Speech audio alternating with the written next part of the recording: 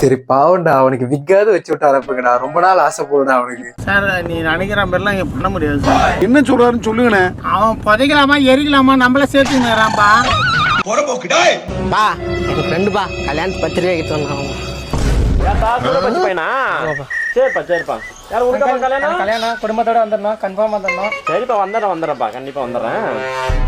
சே நம்ம வீட்டில் நம்ம கல்யாணம் ஆகிற வயசில் ஒரு பையங்கிறான். அவனுக்கும் இது மாதிரி கல்யாணம் பண்ணணும்னு ஒரு ஆசை இருக்காதா? இன்னும் இன்னி ஒரு மாசத்துல சமந்தா மாதிரி ஒரு பொண்ணை பார்த்து ஜாம்னு கல்யாணம் பண்றோம்.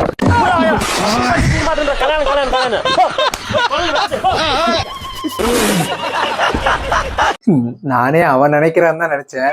அவன் நினைக்கல, அவனே அவனுக்கு நினைச்சிருக்கான். ஏன் வாழ்க்கையில இப்படி ஒரு சம்பவம் நடக்கும்ல? அதெல்லாம் மனுஷங்களுக்கு கட்டாயம் நடக்கும். பாவம் நீ என்ன பண்ணுவ? சமந்தா மாதிரி பொண்ணு. ஏண்டா கனவா இருந்தாலும் ஒரு நியாயம் வேணாமாடா? ஆனா அவன் பொய்ன்னு போட்டிருக்கான், நான் தான் பொண்ணுன்னு படிச்சிருக்கேன். உனக்கு புரிஞ்சு போச்சுல, விடுப்பா.